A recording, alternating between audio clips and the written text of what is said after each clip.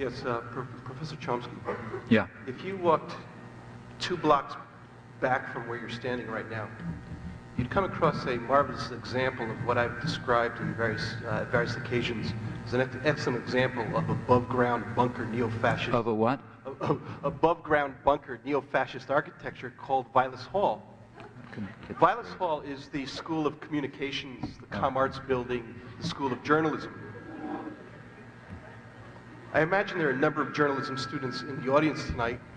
I imagine there are a good number of people who, well, they filter in, they become middle echelon apparatchiki for the media empire that you've discussed. They come out imbued with the ideology of value-free, objective reporting.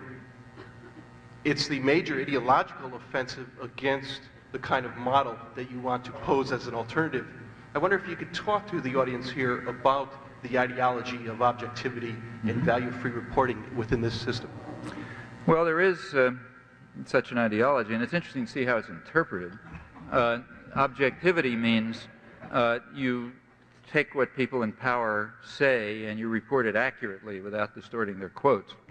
And then sort of down at the bottom of the column, down at the bottom of the column, you may say things like what I quoted, if you're really an intrepid reporter. You say, well, this may seem to be inconsistent with the spirit of the peace agreement. That's objective reporting. If the State Department announces that Nicaragua has called for a revolution without borders, then even if you know it happens to be a lie, an objective reporter just reports it, because they said it, after all. It's true that they said it. And wouldn't be it would be introducing opinions to say it's a lie, I suppose. So there is an ideology of objectivity, and I wouldn't just scoff at it, incidentally. The fact of the matter is that, by and large, American reporters, if you had a bunch of reporters describing something they saw, I would tend, by and large, to trust the American reporter at least as much, maybe more, than those who come out of other traditions. Because this business of objectivity is not completely to be scoffed at. The effort to try to keep your reporting to the facts and not to introduce opinion is a worthy effort, and sometimes it shows up in accurate description. And there are some reporters, I should say, who do it extremely well and have a very good record of it. And in fact, this even includes reporters who work for the journals that, in my view, are right at the core of the propaganda system. So take, say, John Kiffner of the New York Times. I think you can tell when the New York Times editors want some story to be reported accurately for their own purposes. That's when they send John Kiffner to report it, because he's going to report it accurately. And when they don't want it reported accurately anymore, they take him off and put him back at the Metro desk. That's one test as to what the editors have in mind. And there are times when they want stories reported accurately, and there are some journalists who really do it. On the other hand, when they send Tom Friedman out, their current chief diplomatic correspondent, you know what they want is propaganda. You want somebody who's going to say, as he just said after he was advanced to this august post, that the United States is now, sort of under the Bush administration, planning to support the Central American Peace Accords, which were introduced and proposed and advanced by Costa Rica, Guatemala, Honduras, and El Salvador. Mission there, but that's part of the game. That's what happens when you send Thomas Friedman to report a story. And I presume that the editors understand these things. That's, incidentally, I presume, why Thomas Friedman is chief diplomatic correspondent and John Kiffner isn't, but you'd have to ask the editors about that. So to get back to your point, the objectivity, it's a good thing. It's a good value to be objective in reporting, and the people who do it honestly do very good journalism. But as you're implying, that ideology can be used to be a distorting mechanism, and quite commonly is.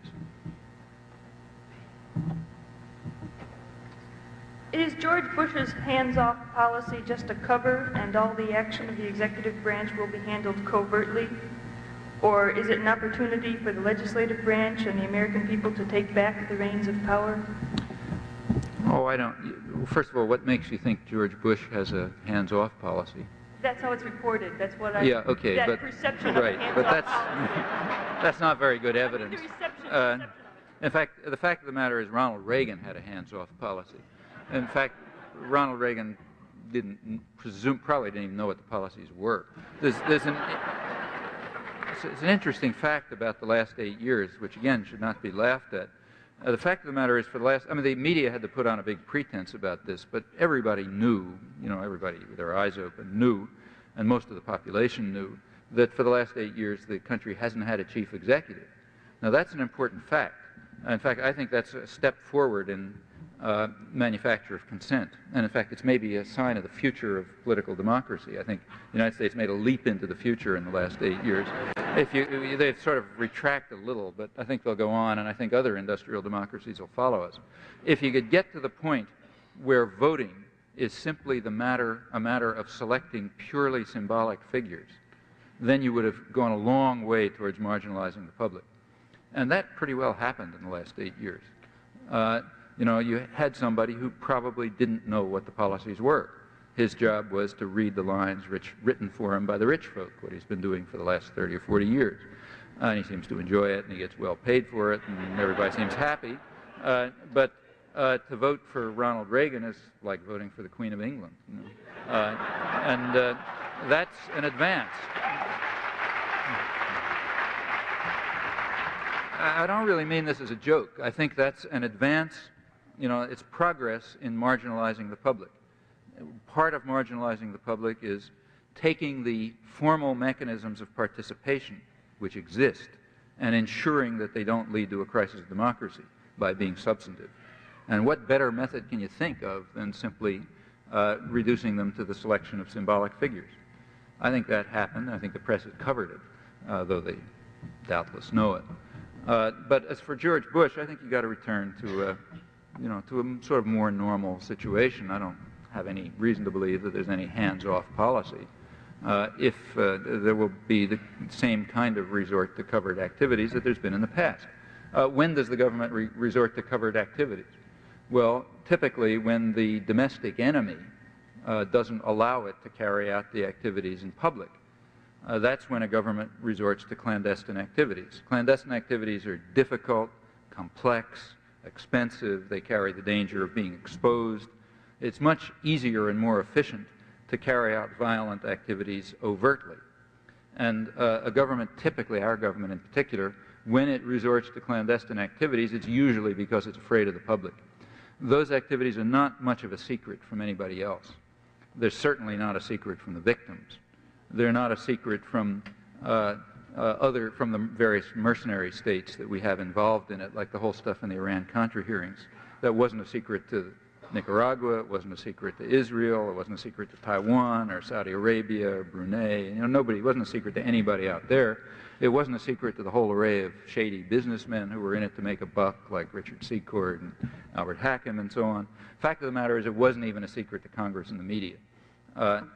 As I said, they knew about the Contra flights, they just weren't reporting it. They also knew about the arms sales to Iran through Israel, and they weren't reporting it. They couldn't suppress any of that any longer after a plane was shot down with an American mercenary, and after the Iranian government revealed the fact that the National Security Advisor was wandering around Tehran giving out Bibles and chocolate cakes. At that point, you couldn't suppress it any longer, so it became public, and then comes a cover-up operation. But the point is, it wasn't really secret to anybody much, and I think you can easily document that. I mean, I was, for example, writing about it from public sources throughout this whole period. But the point is, you could keep it secret from the public. It was a low enough level so you could keep it secret from the public, and that means the domestic enemy didn't get too outraged over it. Remember that you've got to control enemy territory, and that's what covert operations are for. If the government happens to be committed to activities, to violent or terroristic or subversive or other activities that the domestic public, the domestic enemy, will not tolerate, it'll move to covert actions. That's what they're for, and there's no reason to believe that the Bush administration will be any different from others in this respect. Especially, in fact, less reason. After all, what's Bush's background? Dr. Chomsky, you a statement in the recent Insurgent interview regarding the feminist movement that it has been the most important, the actual effects it's had on social life and cultural patterns. You quoted accurately, it's been a lasting, important movement with an impact on everything. Why is it that not only the left has trouble with, you know, in some ways working with the feminist movement, but perhaps tolerates, to what I feel is an unacceptable degree, anti-feminist individuals and perspectives within its mix? That's one question. And the second question... Could you be more specific about what you had in mind? I mean... Well, I don't know. That's a tough thing because I'd rather not go on. Okay. But yeah. Another one I'd like to throw out for you is that you are a world-class linguist, and I'm wondering how this kind of blends in or interfaces with your political work. Yeah. Well, I mean, actually the issues of feminism, the context of that remark was my expression, if I recall correctly, was an answer to a question of what happened to the movements of the 60s. And there is a propaganda story about this. The story is that the movements of the 60s had all this idealism and so on and so forth, and it all faded, and after that everybody's just interested in themselves, and it all disappeared. And I think that's nonsense. I think that's propaganda, and it's in fact an attempt to make people feel that they ought to give up. But the fact of the matter, if you look objectively, at least as I look, it seems to me that the movements of the 60s just expanded and grew in the 1970s, and expanded and grew even more in the 80s, and they now reach into much wider areas of the society than ever before. Groups like this, for example, would not have been around and certainly wouldn't have listened to a talk like this 20 years ago. But now they do all over the country, and not just in universities, also in small towns and churches and so on and so forth. I think the movement's just expanded. That's why the Reagan administration was forced into clandestine activities, in fact. Enemy territory was out of control. But as for the reason I mentioned the feminist movement specifically is because that's a product of the 70s.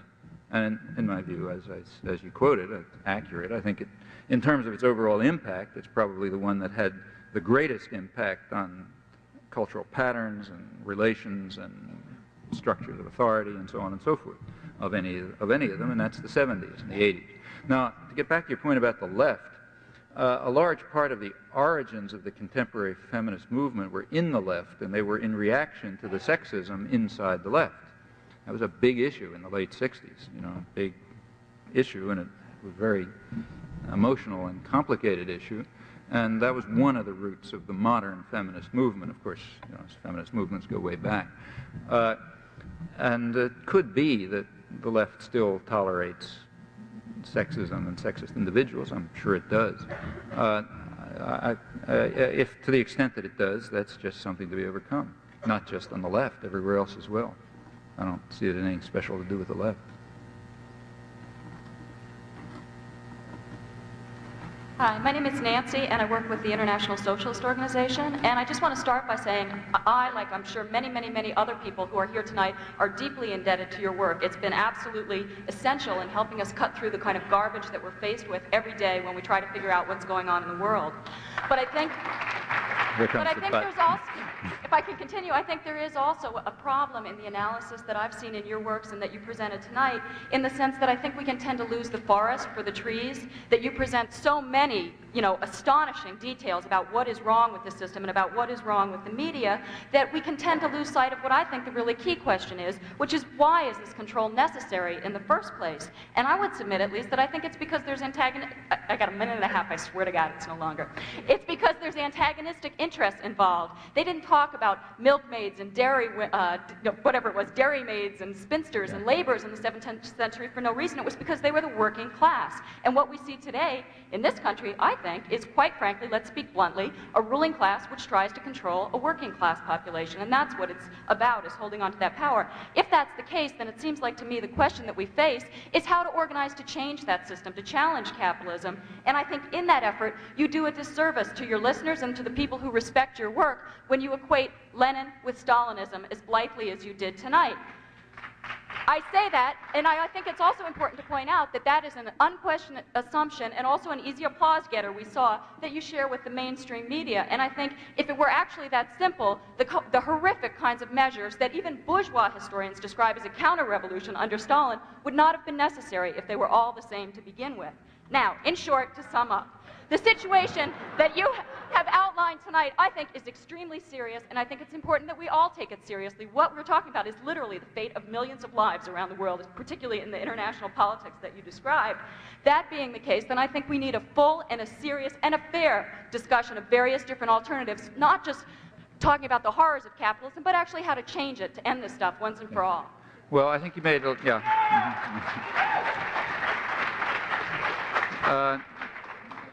I think, well, there's several questions there. One is about the discussion of the United States, and I think what I said is approximately what you said, except I didn't use some of that rhetoric. Which I don't think is particularly helpful, to tell you the truth, either analytically or to understand or whatever, but it's the same picture.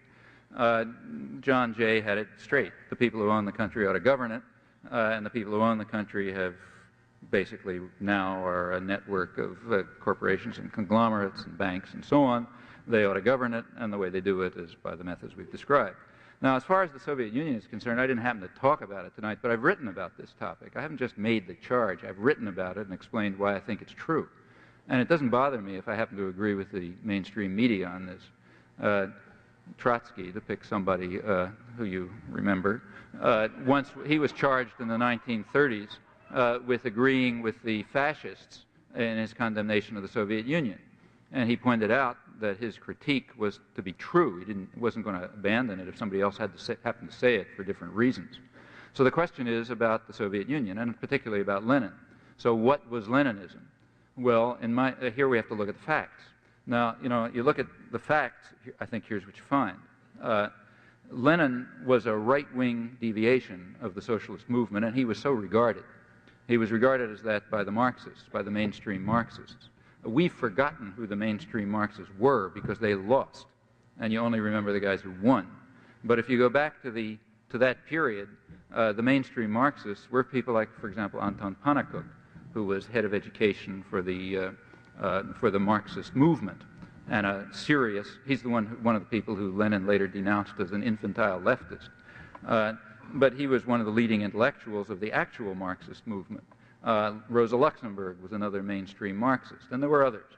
And they were very critical. In fact, Trotsky was one up until 1917. They were all very critical of Leninism because of this, what they regarded as this opportunistic vanguardism. The idea that the radical intelligentsia were going to exploit popular movements to seize state power and then to use that state power to whip the population into the society that they chose. Now, that was quite inconsistent with Marxism as understood by the mainstream sort of, I'd say, left Marxists. From this point of view, Bolshevism was a right-wing deviation. Trotsky made the same points up till 1917. Now, when Lenin came back to Russia in April 1917, he took a different line, quite a different line from the one he'd had in the past. If you take a look at Lenin's work, it shifted character in April 17. In April 1917, it became kind of libertarian. That's when he came out with the April Theses, and that's when he wrote State and Democracy. It came out a year later, but that's when it was written. And these were State and Revolution. These were basically libertarian works. They were very much more in the mainstream of sort of left libertarian socialism, from sort of this range that goes from anarchism over to left Marxism of the Pannekoek-Luxemburg variety. And he talked about Soviets and the need for workers' organization and so on. And in fact, came really closer to what the essence of socialism was always understood to be. After all, the core of socialism was understood to be workers' control over production. That was the core. That's where you begin with. Then you go on to other things. But the beginning is control by the workers over production. That's where it begins. Then Lenin took power in October 1917 in what's called a revolution, but in my view ought to be called a coup. And things followed that coup, or revolution, if you want to call it that. One of the things that followed it was the immediate moves to destroy the Soviets and the factory councils. Those were some of the first moves of Lenin and Trotsky after they took, Trotsky joined at that point, after they took state power. In fact, if you look at what Lenin wrote after that period, or did, you'll find it's a reversion to the earlier position. This sort of left deviation is that, a deviation. You could ask why. In my view, it was just opportunistic. He knew that in order to gain power, he was going to have to go along with the popular currents that were developing, which were in fact spontaneous and libertarian and socialist, as most popular movements have been, in fact, since the 17th century. And being an astute politician, which he was, he sort of went along with that and talked the line that the people wanted to hear. It's just like when an American politician goes somewhere and his pollsters tell him, say so-and-so, and he says it, doesn't mean he believes it. And I think Lenin was doing the same thing without polls. In any event, whatever your interpretation is, when he took power, he reverted to the former vanguardism and moved at once to eliminate the organs of workers' control. Now that meant he was moving to destroy socialism, if socialism has as its core workers' control over production. The Soviets and the factory councils were instruments of workers' control. And same, you could say they're defective instruments, they worked out better and so on, yeah, no doubt. But they were the instruments that had been developed in the course of popular struggle to implement basically workers' control, and those were the first things to go. By early 1918, it's still really before the Civil War set in, Lenin's view was pretty clearly expressed. It was the view that both he and Trotsky took the position that what you need is what Trotsky called a labor army, which is submissive to the control of a single leader. He said modern progress and development and socialism requires that the mass of the population subordinate themselves to a single leader in a disciplined workforce.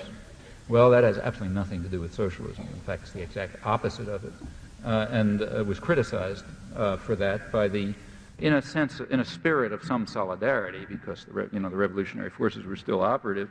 He was criticized for that by people like Rosa Luxemburg and by Pannekoek and Gorter and the other mainstream sort of left Marxists, and I think they were right. It seems to me that, and then it just goes on from there. I mean, Lenin reconstructed the czarist systems of oppression often more efficiently, Cheka, KGB, and other techniques of control and oppression. I think from that point on, there was nothing remotely like socialism in the Soviet Union. I think it was, in fact, in my view, it was a precursor of later forms of totalitarianism. Now, you could. That's what I think happened, and I think that's what you'll discover if you look at the facts. Now, why is it called socialism? Well, I think I think that's complicated, and we should look at it. There's the Soviet Union calls it socialism, and after they took control of they did take control pretty soon of most of the international socialist movement, because primarily of the prestige of having created something sort of socialism. Incidentally, just a side remark, Lenin remained, despite it all, a sort of an orthodox Marxist in many respects. And as an orthodox Marxist, he didn't believe that it was possible to have socialism in the Soviet Union.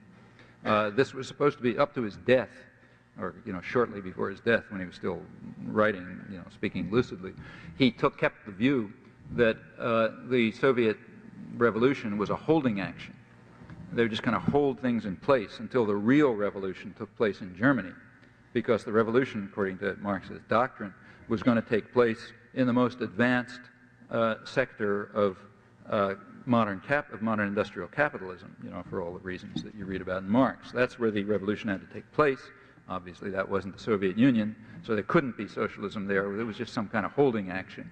And that presumably gave some sort of justification for eliminating the socialist institutions. I don't think it's a real justification, but probably that was the internal justification. And again, in taking that view, he was in accord with the mainstream Marxist tradition. Well, after that comes the view that all of this is socialism. And why should the communist parties take that view? I think the reason is because they wanted to sort of exploit the moral force of socialism, which was quite real. It's kind of hard to remember that today, but at that time it was very real. This was regarded as a progressive moral force, and by associating their own destruction of socialism with the aura of socialism, they hoped to gain credit in the working classes and other progressive sectors. Now, the West also identified that with socialism, and they did it for the opposite reason. They wanted to associate socialism with the brutality of the Russian state that undermined socialism. So what you had is that the two major world propaganda agencies, for their own quite different reasons, were claiming that this is socialism, that this destruction of socialism is socialism. And it's very hard to break out of the control of the world's two major propaganda agencies when they agree. They agreed for different reasons, but they basically agreed, and that then became doctrine and dogma. Well, I think people should ask whether that's true. Take a look back and see whether the moves that Lenin took and that Trotsky supported him in taking and that they both advocated had anything to do with socialism as it was understood by, say, in the Marxist tradition or in the left libertarian tradition. And I think the answer that you'll discover when you look at that is that they didn't. In fact, this was a destruction of socialist institutions. Well, you know, this may be true or it may be false, but if it's true, and I think the evidence pretty strongly supports it, then I don't see any reason why we shouldn't express that fact. And I certainly don't think that we should be deterred in expressing this fact if other people who's, you know, fascists or whatever, happen to condemn the Soviet Union, just for the same reasons that Trotsky mentioned in the 1930s.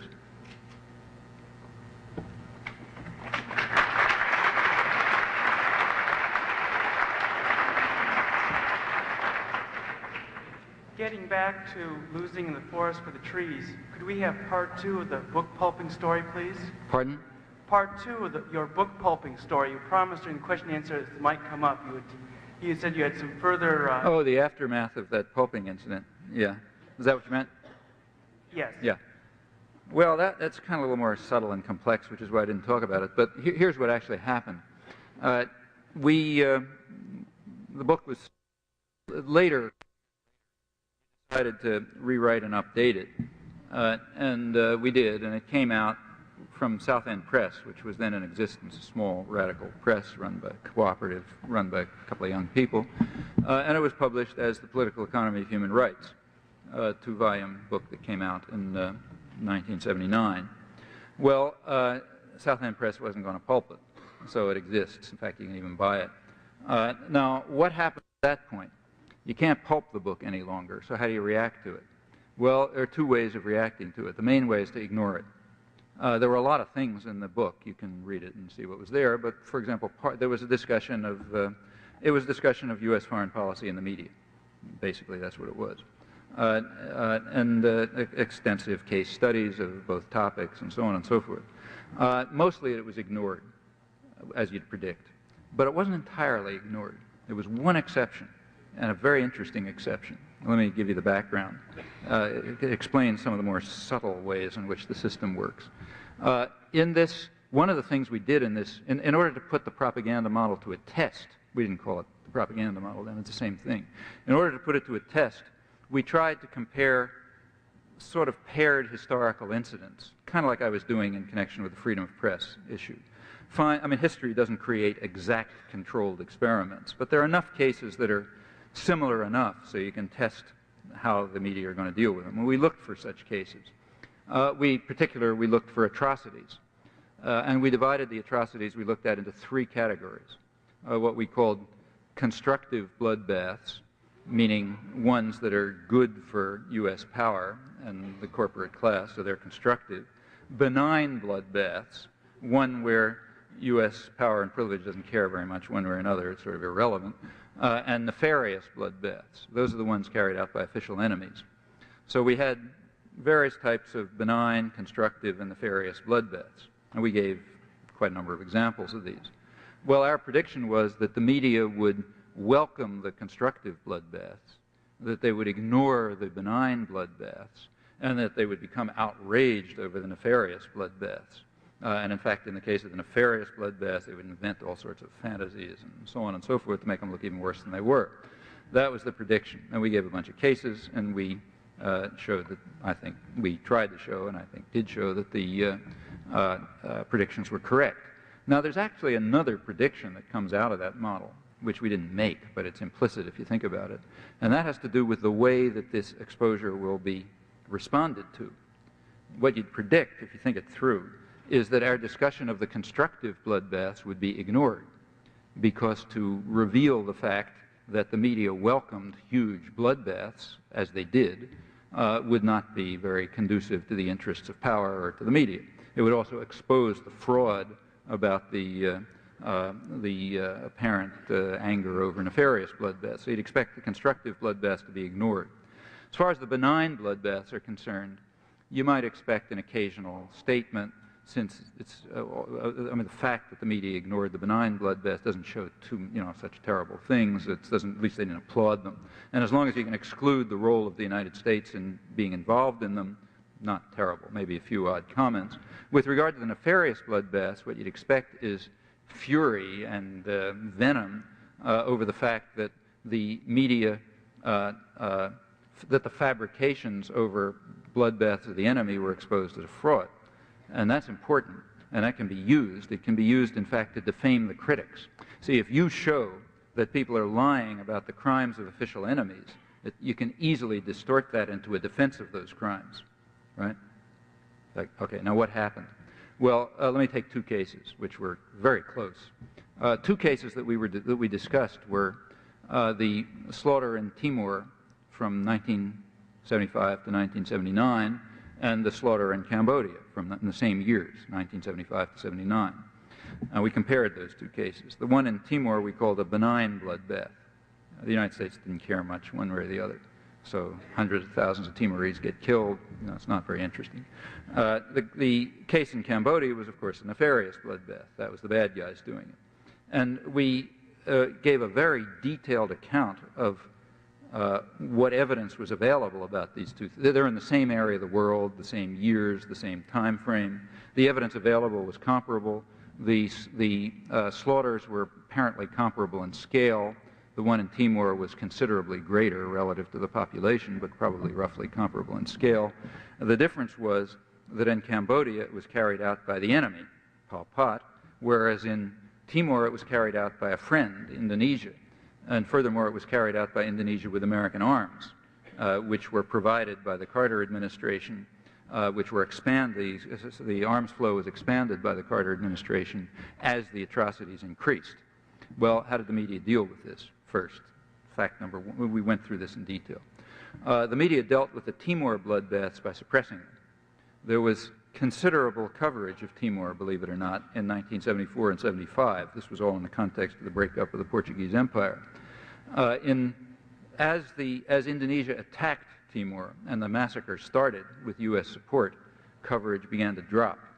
When the massacre hit its peak in 1978, and it was really approaching genocide with increasing U.S. support, coverage dropped to zero, literally zero.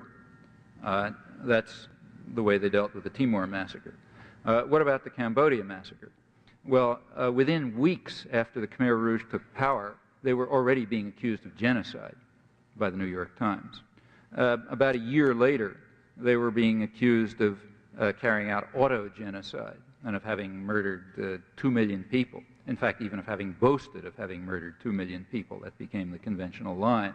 There then came a huge outcry ranging from the Reader's Digest and TV Guide over to the New York Review of Books, and including just about everything in between.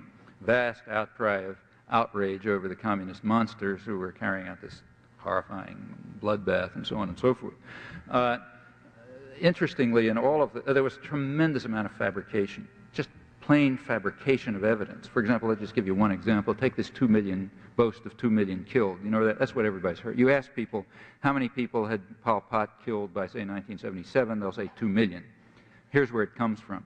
There was a book published by a French priest, François Panchaud is his name, who's from Cambodia. He wasn't there then, but he knew about Cambodia. He published a book in French. The book was, of course, not available in English. It was in French. It was reviewed by a French journalist named Jean Lacouture. It was reviewed in France. That review was immediately picked up and translated in the United States. It appeared in the New York Review of Books. That's the fastest translation of a review of a French book that's ever appeared. In the review, Lacouture said this. He said, according to Panchaud, the Khmer Rouge boast of having murdered 2 million people, auto-genocide, horrifying, and so on. He gave a whole bunch of quotes from the book. about the horrifying things the Khmer Rouge said, and so on and so forth. That was immediately picked up by the rest of the media. It was all over the place, you know, newspaper articles, oh my God, look what they're doing, and so on and so forth. Well, I was curious at the time, because that didn't, you know, I hadn't seen the evidence about that, and I just wanted to know what was going on. So the book was unavailable, so I wrote to friends in France and asked them to send it to me. And I got the book, and I probably was the only person in the United States who had read it, although it was being quoted all over the place on the basis of this review, and I quickly discovered that the whole review was a total fraud. Whatever was going on in Cambodia, that's not what the book said. The book didn't say anything about a boast of 2 million people.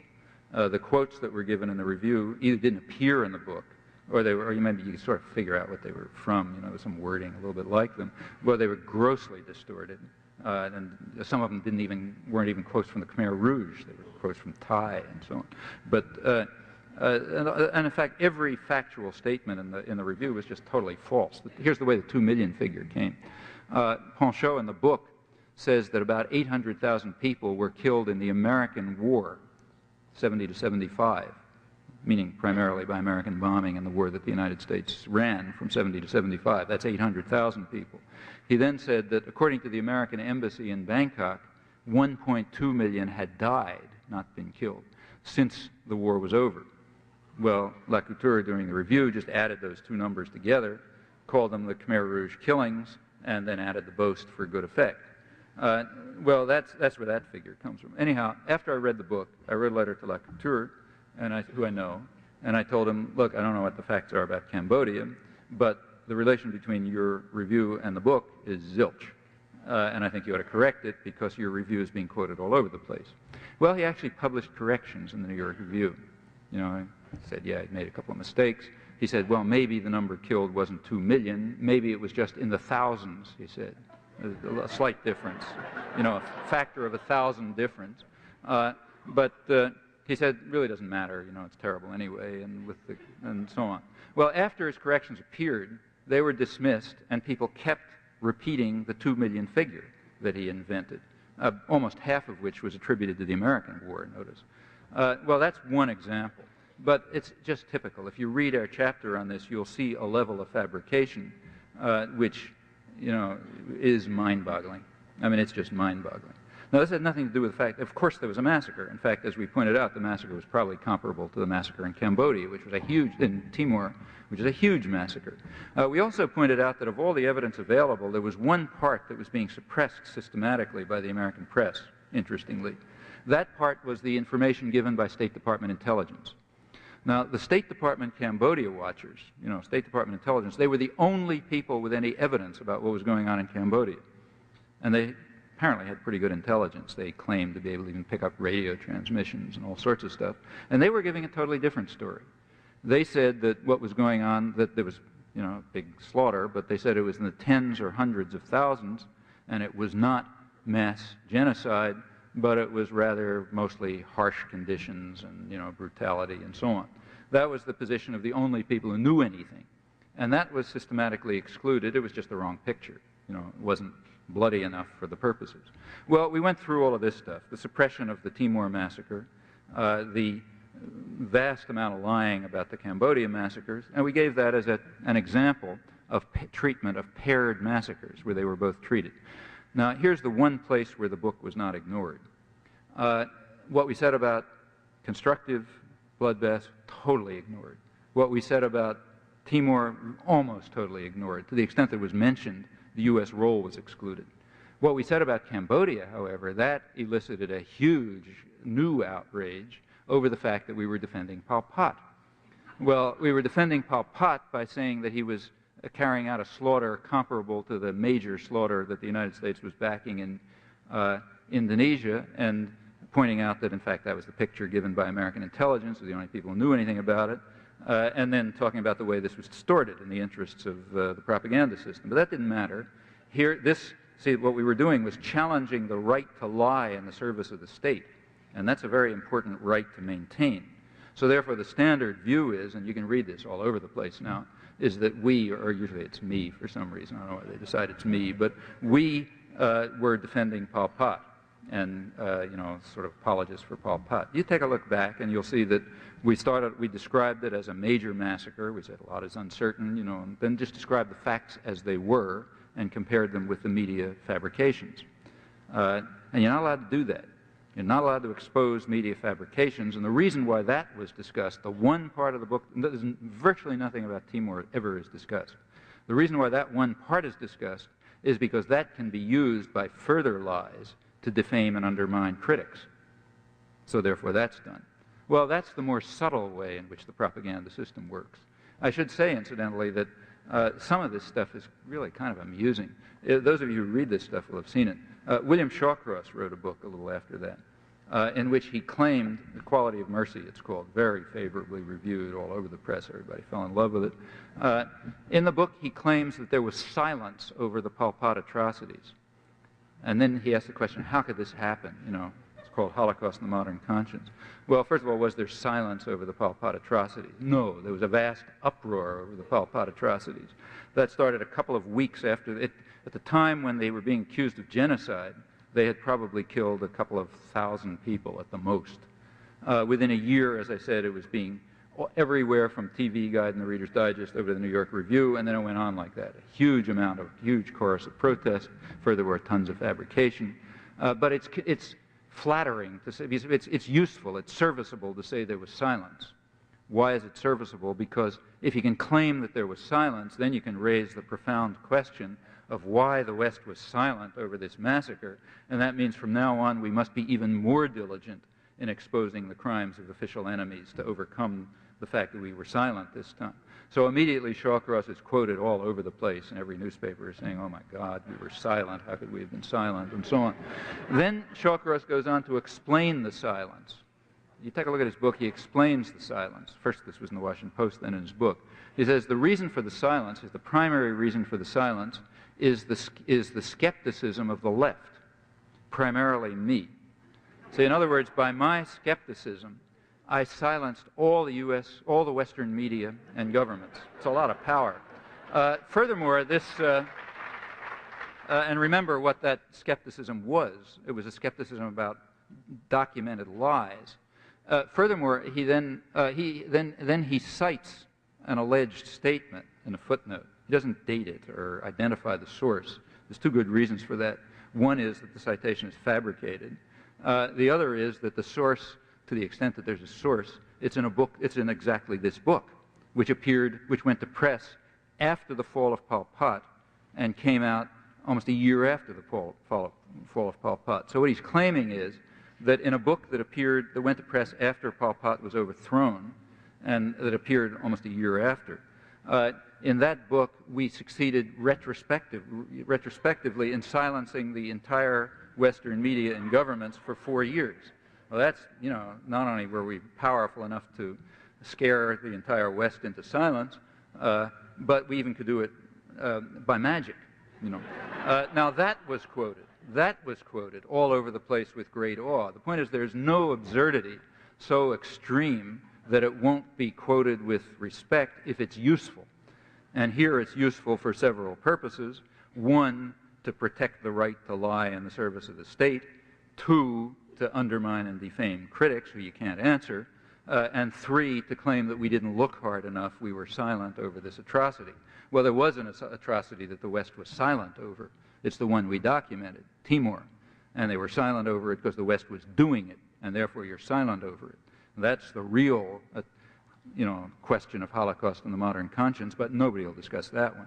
Well, these are all examples of more subtle ways of controlling thought, more subtle and complex. That's the aftermath I had in mind. It's a very interesting story. We review it in Manufacturing Consent. Who's next? I lost track. Hi, I'm Liz Chilson, and I'm the Executive Director of the Wisconsin Coordinating Council on Nicaragua. I think that most people here probably know that Wisconsin and Nicaragua have been sister states for 25 years, and the Wisconsin Coordinating Council on Nicaragua has led in transforming what was originally a symbolic relationship to a vital tool for peace. And we've just published the book, as Will just mentioned, called Friends Indeed, the story of U.S.-Nicaragua sister cities, which is about the over 100 U.S.-Nicaragua sister cities that have formed since the revolution.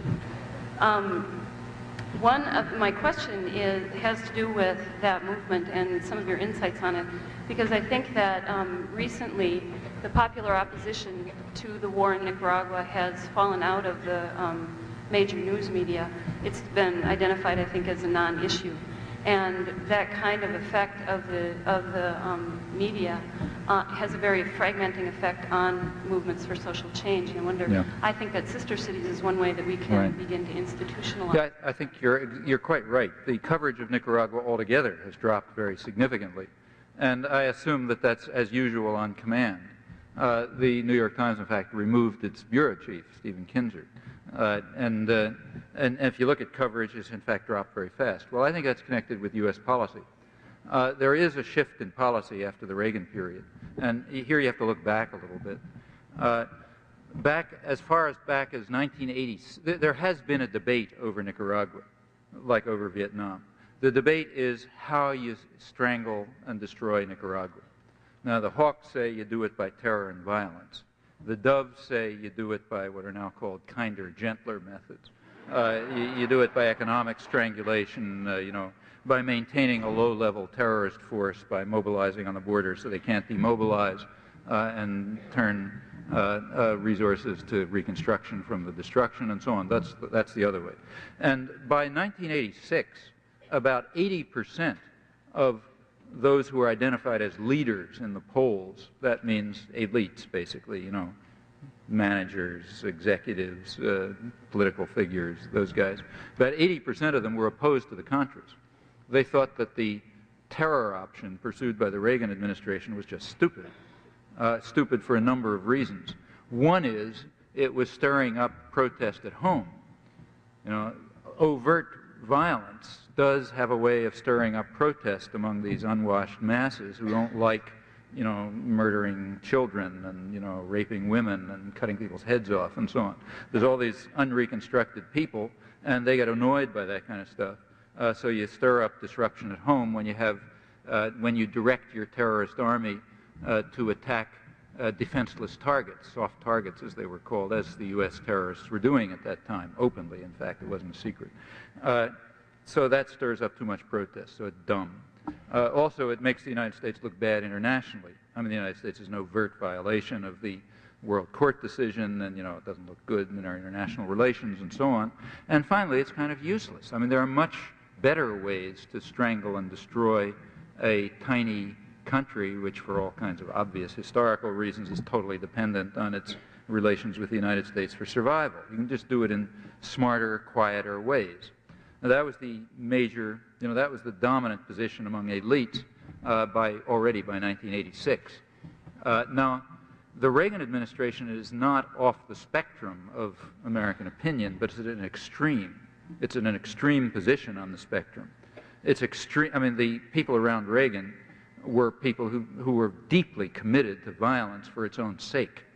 I mean, it's as if you kind of like torture in itself rather than using it as an end for some, as a tool for some other purpose. Well, that's kind of counterproductive.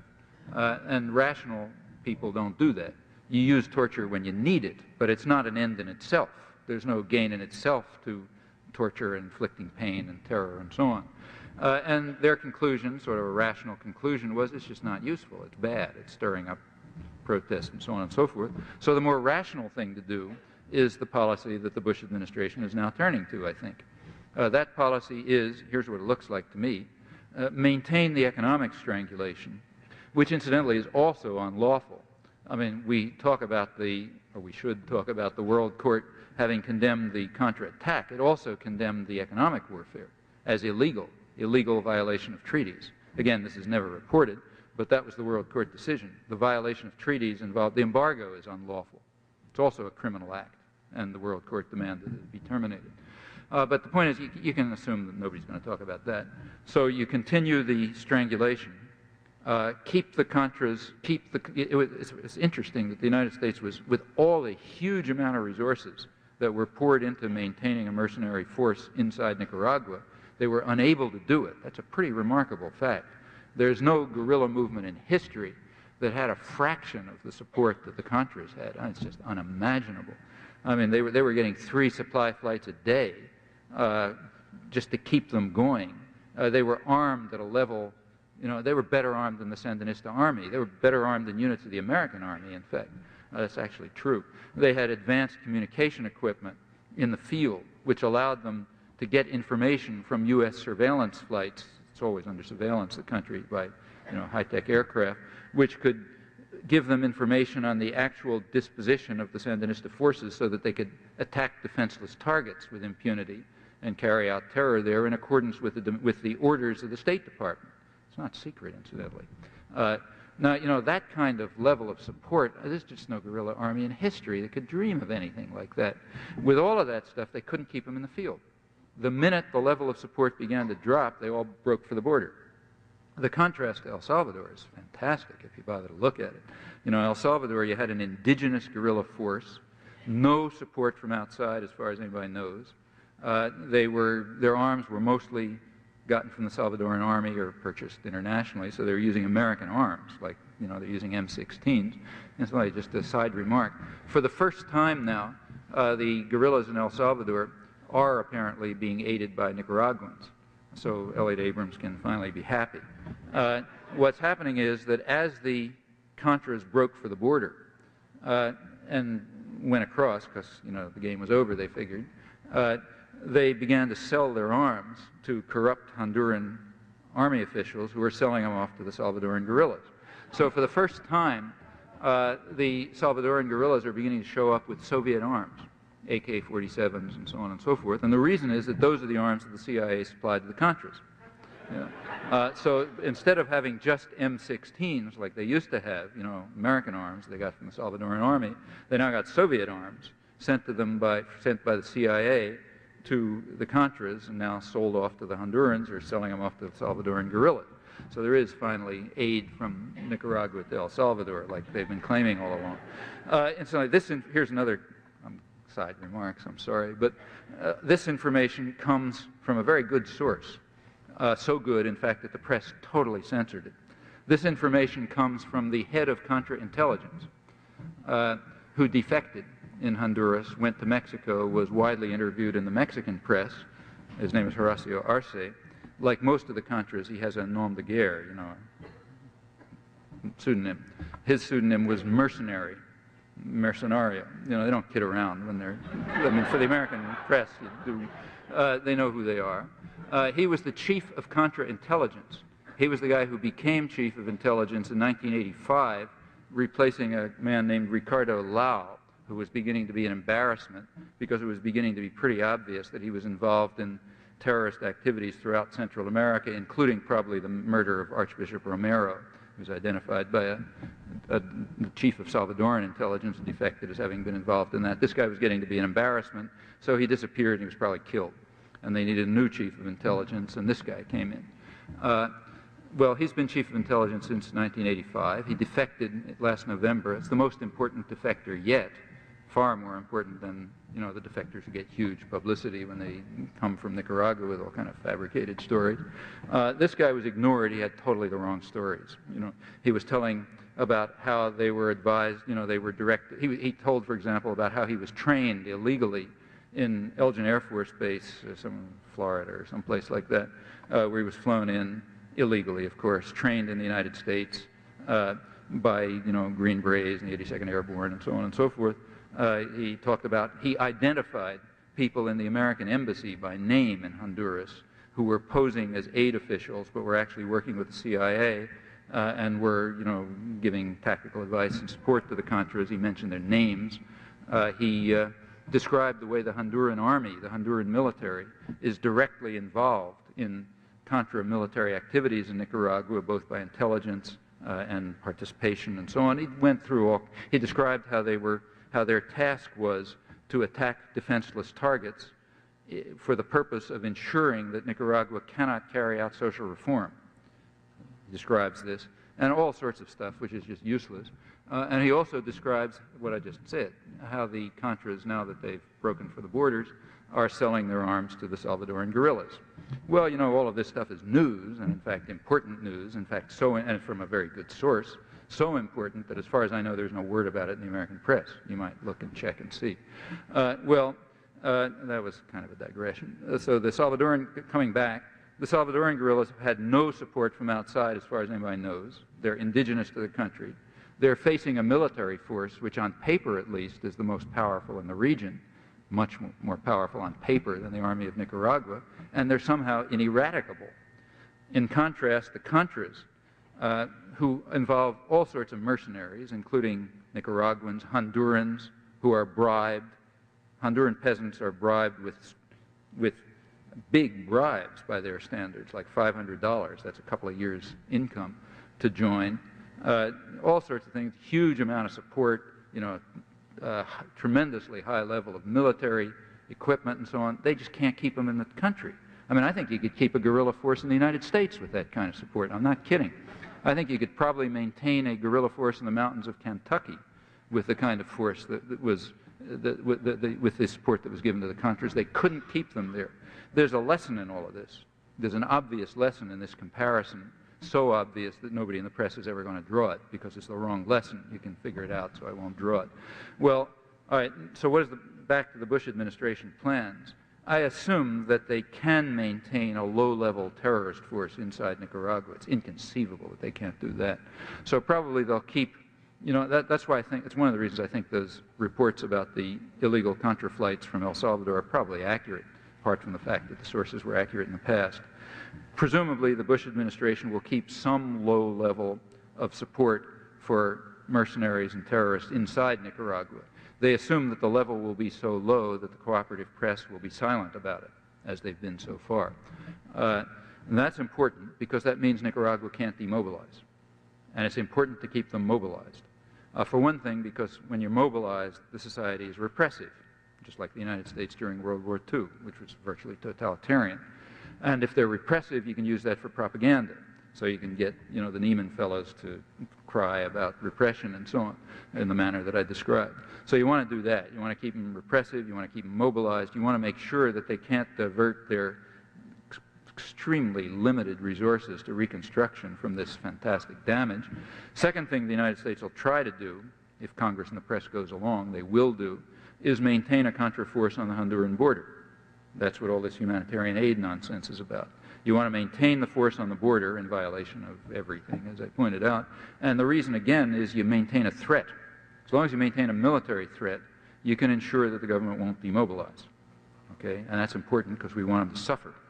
But, of course, that's less at a lower level than terror. The idea is precisely, here, get back to your point.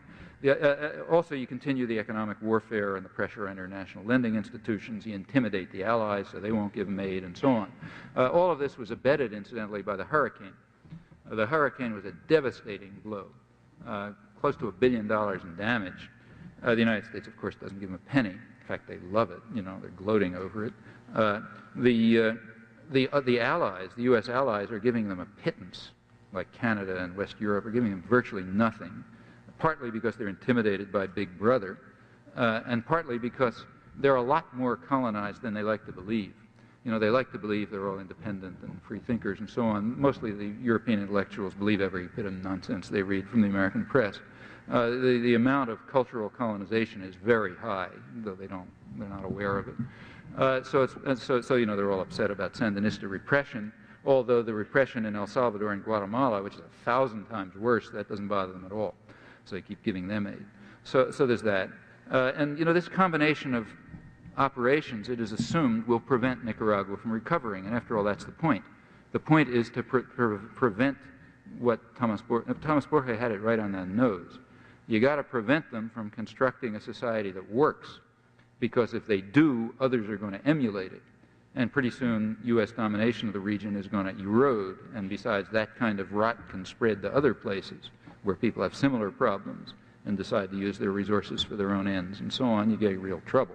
So you got to prevent it from working. And the United States certainly has the means to do that, short of the Reaganite absurdity of just inflicting pain and terror for its own sake. Well, that's the kinder, gentler methods. And one part of that has got to be to cut back the coverage. Part of that is the role of the media. Stop reporting it so people forget about it and don't notice it and so on. And the idea is the effect will be you'll quiet the domestic dissent. You'll return the public to apathy and obedience. by not reporting this stuff anymore. So I think your point is precisely accurate. The role of the media in this system is precisely to keep quiet about what's going on, and I expect we will find less coverage. I mean, you'll find coverage when you can find something you'll call Sandinista oppression, or when if there's mass starvation, as there may well be because of the hurricane, that'll be covered, and it'll be attributed to Sandinista incompetence, or mismanagement or something. So that kind of thing will be covered. Or here's another thing that will be covered. The next big move, it's already been announced, is for the Contras to demand that they've asked for $10 million to establish an independent television station in Nicaragua. Well, if Nicaragua allows what's called an independent television station, that means it's telling the United States, you take over our television. There is no way in the world in which a small country can compete with the United States in television.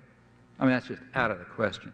If Nicaragua continues to do what most countries do and have state television, then of course they can be denounced as totalitarians. Notice we don't denounce Israel as being totalitarian because it has only state television, but that's the usual dichotomy. So the idea is now we demand that Nicaragua have a television station run by the United States with a beginning capital of $10 million, which by Nicaraguan standards is you don't even know how to discuss it. It's off the wall. I mean, the United States already dominates the media in much of the country. Much of the media, the only thing you hear is U.S. radio from powerful radio transmitters in Honduras and Costa Rica, and even television. If the United States can put a television station right in Managua with all the resources the United States can pour into it, that's the propaganda agency for all of Nicaragua. So that's the next thing, and the media will be all excited about this, and that'll be the test of freedom. They're only free if they allow the total communication system to be run by the United States. Otherwise, they're totalitarians. That'll be the next line that comes along. And there'll be that kind of coverage, but no coverage about what's going on. That's got to decline precisely so that the American movement will decline, and people will go back to the passivity and obedience that becomes them, as I said. So I think your point is quite accurate, and the question, as usual, is whether the American population is going to let them get away with it. That's the device. We don't have to let it work. Bravo, Professor Chomsky. You're very brave. This is about the UN. I don't get information from the New York Times and the ABC, NBC, all of the news. When I want information, I go to the specialized agencies of the UN. And there, you can find, nowhere did they know that the population of the world was 5 billion. The UN got that information. Information on the radioactivity of the air and so forth. They have a vast amount of information. They also had information about cesium in milk products, which were going to highly populated areas, Boston and New York, for 2 years. The UN had this information. Citizens groups badgered the media to bring this information. It was never there. But at the UN, we were able to get that information. So what we did is we wrote a proposal which was presented to the General Assembly because we felt that we as parents have a right to vital information about the food and the water and the air, and the UN has that information and it just sits there. So we wrote this proposal calling for a two-way global information service. We presented it to the General Assembly very well in '87 at the International Conference on the Relationship Between Disarmament and Development. It was a very important conference. It received very good support. The year later, we tried to present the proposal again. This time we had gained the support of the Swedish government, the Australian government, and Costa Rica. There was violent opposition to the proposal, to the point where 2 ambassadors were told that they would be terminated if they in any way supported any proposal asking for a global information service. Now in September, the UN is meeting again, and we're going to try to push the proposal. We were shocked by the opposition that this proposal got, because after all, it's a very modest proposal. We're just asking for vital information. And we tried to get, anyway, it was terrible, the opposition. So We're going to present the proposal again in September. Do you have any ideas on strategy? Was that a question or a statement? Well, it wasn't a question, so I don't have to answer. But let me just say, in response to the non-question, that I actually have a book coming out. I like these phrases like manufacture of consent and necessary illusions and so on. They're too good to let drop. So I have another book coming out called Necessary Illusions, thanks to Reinhold Niebuhr. And in it, one of the things, it's more of this kind of stuff. One of the things I discuss is the coverage of the UN. And it's extremely interesting. It's not that the UN is never covered. Whenever the UN passes a resolution denouncing the Russians for the invasion of Afghanistan, big story, you know. If the UN condemns the United States for a violation of international law, there's no story. You know. The coverage is extremely interesting when you look closely. Actually, for those of you who were there this afternoon, I mentioned one example, the terrorism thing, which is very important. But let me take one case, which is illustrative of the kind of thing you're talking about. At that same UN session in 1987, there was a big series of disarmament resolutions. And they were very interesting because they came out right at the time that Ronald Reagan was being hailed in the front pages as a peacemaker. That was the summit in Washington. December 1987, summit in Washington, Reagan the peacemaker, you know, very excited and so on. Well, right at that time, the UN passed a series of disarmament resolutions. Here's what they were. There was a resolution opposing militarization of outer space, Star Wars. 154 to 1, no abstentions. You never get a vote like that in the UN. You can guess who the one was. A vote in favor of opposed to the development of new weapons of mass destruction. I think it was 135 to 2. The United States picked up France on that one. Vote for a comprehensive test ban, which is incidentally supported by about 75% of the American population. The vote on that was like, I don't know, 140 to 3, something like that. France and England, we picked up on that one. And that's the way the resolutions were. Well, they were not reported, because that just wouldn't fit with the idea of Ronald Reagan, the peacemaker. On the other hand, other things were reported, like, for example, the resolution condemning the Russians in Afghanistan. Big story on that. And there was a lot of coverage of the UN, but this is the way it was. Now, this has been going on over the years, for many years. You go back to the 1940s and the early 1950s, and the UN was everybody's darling. Tremendous coverage of the UN. It was marvelous. It was magnificent. And the reason was, that, or let's say the correlation is, I assume the reason, that at that point the United States had an automatic majority in the UN. Anything the United States proposed, the UN voted. That just had to do with the relations of power at the time. The Russians were obnoxious. They kept vetoing things. And there were all, you take a look back at the discussion at that time, leading American scholars, you know, anthropologists and so on, had all kind of deep theories about why the Russians are vetoing everything at the UN. I was a graduate student at the time, and you know, we used to make fun of the 3 or 4 of us who sort of thought this was idiotic, made fun of this. One of the main proposals, which came from people like Margaret Mead and others, was that the reason the Russians were so negative and obnoxious at the UN was because they raised their children in swaddling clothes. And that makes them negative. And then when they get up at the UN, they just say no all the time. No. Diaperology is what we called it. Anyhow, that was the big, you know, profound theory. Well, over the years, the thing has changed, you know. By now, the United States is isolated at the UN. The United States vetoes everything. We veto way more resolutions than anybody else. The votes I just reported are not untypical, you know. So what happened? Well, it turns out that the UN has lost its moral authority. You find articles, like the New York Times Magazine had a big story about why the world is out of step, literally, you know. How come the whole world is against the United States? What's wrong with them? I mean, it's not that we raise our babies wrong, you know, it's that the rest of the world is doing something wrong. And then comes a profound analysis of why the world is out of step and, you know, what's the matter with the world culture and so on and so forth. And the UN has lost its moral authority. The United States doesn't pay its dues anymore. You don't report it. And now the UN is, you know, is obnoxious because they're not following orders. Well, you know, that's a dramatic example of how the media fall in line. And what you're talking about is another case of it. And again, just the way you're doing, the reason you're getting such outraged reaction is that implicitly, at least, you're exposing all of this, and that's no good. So therefore the outraged reaction, which is just all the more reason to keep doing it.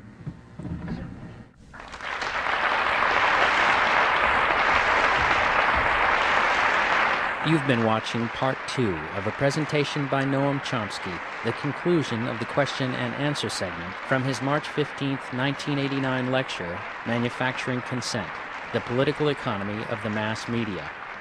Part 1 of this presentation, which includes the entire lecture and the beginning of the question and answer segment, is also available as streaming video. To find out more about Noam Chomsky and his many works on linguistics, philosophy, and U.S. foreign policy, please visit his website at www.chomsky.info. This lecture was recorded at the Wisconsin Union Theater on the Madison campus of the University of Wisconsin on the evening of March 15, 1989.